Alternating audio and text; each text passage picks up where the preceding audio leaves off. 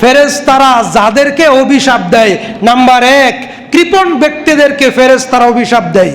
কোন ব্যক্তি? কোন ব্যক্তি?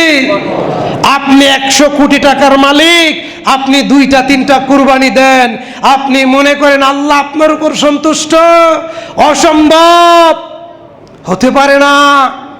আপনি 10টা কুরবানি দিবেন, আপনি প্রত্যেক মিসকিনের ঘরে ঘরে কুরবানির গোশত পৌঁছায় দিবেন, ঈদের সামগ্রী পৌঁছায় দিবেন, তবেই তো আপনার উপরে আল্লাহ সন্তুষ্ট হবে। আপনি 2 লাখ টাকা দিয়ে কুরবানি কিনলেন, 40 কেজি দান করলেন, আর 200 কেজি ফ্রিজে ঢুকাইলেন। না না না, আপনি কৃপণ, আপনি মুমিন নয়। আপনি যদি সাধ্য অনুযায়ী 100 কেজি রাখতেন আর 140 কেজি দান করতেন, হাদিস দ্বারা বুঝি তাইলেই আপনি মুমিন, ঠিক না বেঠিক?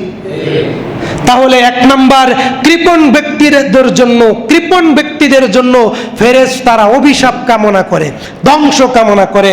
নাম্বার 2, এলেম গোপনকারী, চাকরির বয়ে, কমিটির বয়ে, নেতার বয়ে, আবার পরবর্তীতে মাহফিলে দাওয়াত পাবে না বক্তারা, এই বয়ে শিরিক বেদাত তাগুত কুফরের বিরুদ্ধে খতিব ইমাম বক্তারা হক কথা বলে না।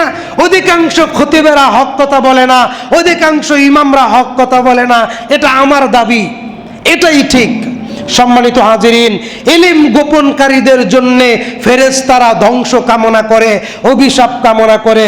3 নম্বর, শিরিককারী, কুফরকারী, মুরতাদ, বেনামাজি যারা, তারা কাফের, তারা মুশরিক, তাদের জন্য ফেরেশতারা অভিশাপ কামনা করে। 4 নম্বর, যারা সাহাবীদেরকে গালিগালাজ করে, যেমন ফজা পাগলা, বর্তমান পার্লামেন্ট মেম্বার ফজা পাগলা, চিনেন না? ফজলুর রহমান ফজা পাগলা আলেমদেরকে গালিগালাজ করছিলেন। তিনি বলেছিলেন কওমি মাদ্রাসার টাকা চামড়া বিক্রির টাকায় চলে, আলেম ওলামারা যাকাতের টাকা খেয়ে লম্বা লম্বা ফতোয়া দেয়। এটা বর্তমান পার্লামেন্ট মেম্বার ফজু পাগলা বলছিলেন।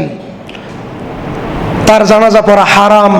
এই যে কয়েকদিন আগে মারা গেল মন্ত্রী তোফায়েল, ফেরাউনের চেহারা হইয়া দুনিয়া থেকে গেছে। সারা জীবন ছিল ধর্মনিরপেক্ষ, কোনো ধর্মই জান নাই, সে হচ্ছে ধর্মনিরপেক্ষ। এখন কবরে গিয়া দেখো ধর্মের নেতা কেডা আর কোন ধর্মের অনুসারী ছিলা। সম্মানিত হাজিরিন, সাহাবীদের যারা গালিগালাজ করে, ফেরেশতারা তাদের উপর অভিশাপ করে। 5 নম্বর, মুসলিমদের নিরাপত্তায় যারা বিঘ্ন ঘটায়। এই সমাজ কত সুন্দর চলছে, কথার কথা। এখন যদি অন্য গ্রামের একজন লোক আইসা শাকিলের সাথে আর ফাইজুলের সাথে ঝগড়া লাগাই দেয়, অথবা ওই পাড়া আর এই পাড়ায় ঝগড়া লাগাই দেয়, এমন ব্যক্তির উপরে ফেরেশতাদের অভিশাপ।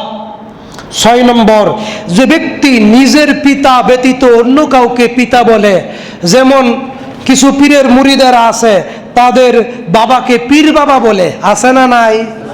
আছে না নাই? তাদের উপরে ফেরেশতাদের অভিশাপ। 8 নম্বর, স্বামীর অবাধ্য স্ত্রীর উপরে ফেরেশতাদের অভিশাপ।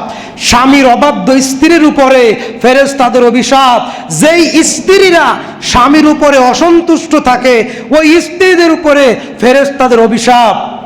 9 নম্বর, হত্যাকারীর সুষ্ঠু বিচারে যায় বাধা দেয়। হত্যাকারীর সুষ্ঠু বিচারে যায় বাধা দেয়, তাদের উপরে ফেরেশতাদের অভিশাপ। রামিসাকে দর্শন করা হয়েছে, রামিসাকে দর্শন করে গলা কেটে হত্যা করেছে, আসামি সোহেল নিজেই স্বীকার করেছে, অথচ তার ফাঁসি দিতে দেরি করা হচ্ছে, তার ফাঁসি দিতে দেরি করা হচ্ছে। সে জেনাখোর, তার প্রকাশ্য শাস্তি হবে, এটাই ইসলামের বিধান। প্রকাশ্যে ফাঁসি হবে, এটাই ইসলামের বিধান, ঠিক না বে ঠিক? কিন্তু তার পক্ষেও আবার উকিল দাঁড়ায়, তার পক্ষেও কি দাঁড়ায়? উকিল দাঁড়ায়। যদি ইসলামী আদালত থাকতো, শরীয়তের আইন থাকতো, তাহলে ওই উকিল সহ ফাঁসি দেওয়া হতো, উকিল সহ ফাঁসি দেওয়া হতো, দর্শককেও ফাঁসি দেওয়া হতো। যারা কোরআনকে মধ্যযুগের আইন বলছে, তা তাকে সহ ফাঁসিতে ঝুলাইয়া দেওয়া হতো। যদি ইসলামিক স্টেট থাকলো, ইসলামিক আইন থাকতো, ঠিক না বেটি? কাজে আমরা ধ্বংস কামনা করি তাদের যারা কোরআন হাদিস দিয়ে দেশ সমাজ রাষ্ট্র পরিচালনা করে না, আল্লাহ তাদের ধ্বংস করুন বলি আমিন। আল্লাহ তুমি এমন কাউকে আমাদের অভিভাবক বানাও যারা নবীর তরিকায় দেশ সমাজ রাষ্ট্র পরিচালনা করবে, বলে না আমিন। আল্লাহ তুমি আমাদের উপর রহমত নাজিল করো, বলি আমিন। ওয়া মা আলাইনা ইল্লাল বালাগ ওয়া আখিরি দাওয়ানা আনিল হামদুলিল্লাহি রাব্বিল আলামিন।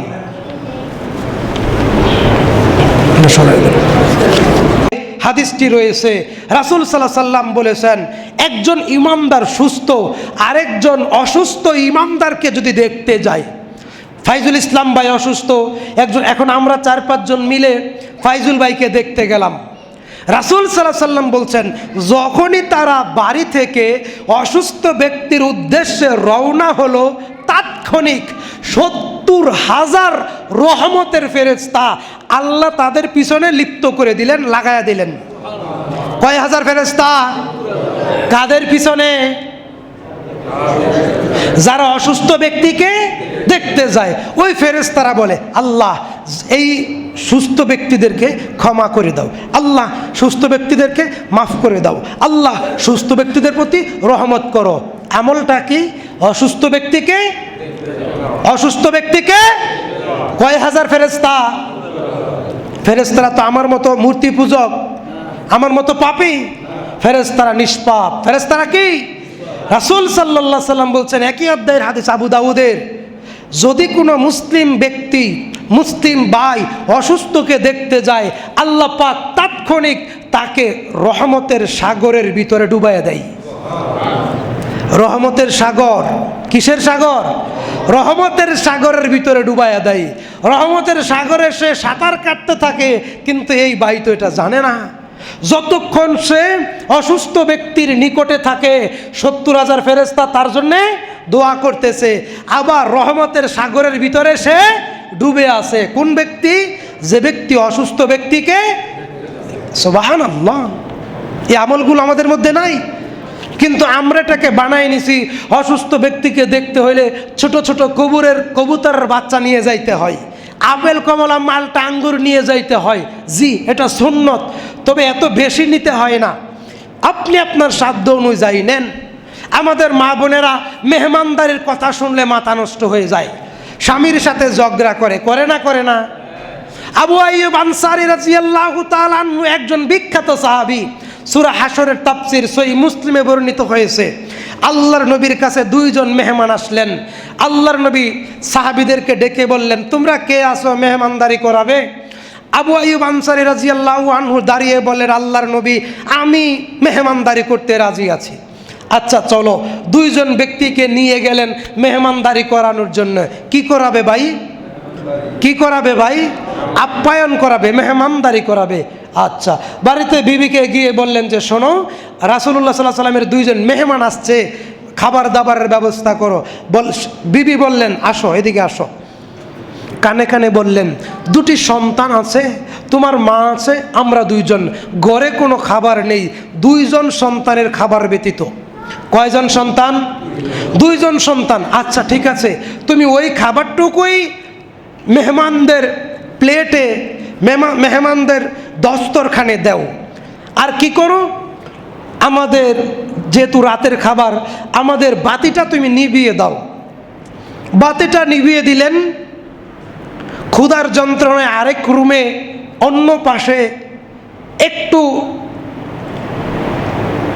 কান্নাকাটি করলো 2টি বাচ্চা, তারপর ঘুমিয়ে গেল। আর মেহমান নাসরবান্দা বলল, আমরা একা খাবো না, আপনারাও পাশে বসেন। তারও পাশে বসলো, অন্ধকার, খাবার নেই, কিন্তু খাবারের ভান করলো। সন্তানদের খাবার মেহমানদেরকে দিয়ে দিলেন। মেহমানরা রাতের বেলায় খাইলো, তাদের বাড়িতে ঘুমাইলো। ফজর জামাতে আবু আইয়ুব আনসারী এবং মেহমান শামিল হওয়ার পূর্বে আসমান থেকে জিব্রাইল ফেরেশতা নাজিল হইয়া নবীর কাছে বইলা গেল যে, আল্লাহ তাআলা বলে দিয়েছেন, হে মুহাম্মদ সাল্লাল্লাহু আলাইহি সাল্লাম, তোমার প্রিয় সাহাবী আবু আইয়ুব আনসারীকে আল্লাহ ক্ষমা করেছেন। আবু আইয়ুব আনসারীর উপর আল্লাহ সন্তুষ্ট হয়েছেন।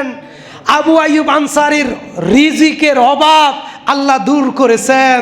আবু আইয়ুব আনসারীর উপর আল্লাহ কিয়ামত পর্যন্ত সন্তুষ্ট হয়ে গেছেন। আমলটা কি? অথচ আমাদের মসজিদে একটা মুসাফির আসলে মির্জু হাজি ছাড়া দ্বিতীয় ব্যক্তি নাই যে তাকে কেউ নিয়ে খাওয়াবে।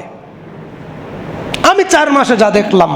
কেন কেন মুসাফিরকে গোস মাছ পোলাও ভালো খাবার খাওয়াতে হবে কথা হাদিসে নাই? আপনার পানি ভাত শুটকির ভর্তা হলে সেটাই দেন, পানি ভাত কাঁচামরিচ হলে সেটাই দেন, পানি ভাত মাছ হলে সেটাই দেন, 2 মুঠ ভাত হলে সেটাই দেন।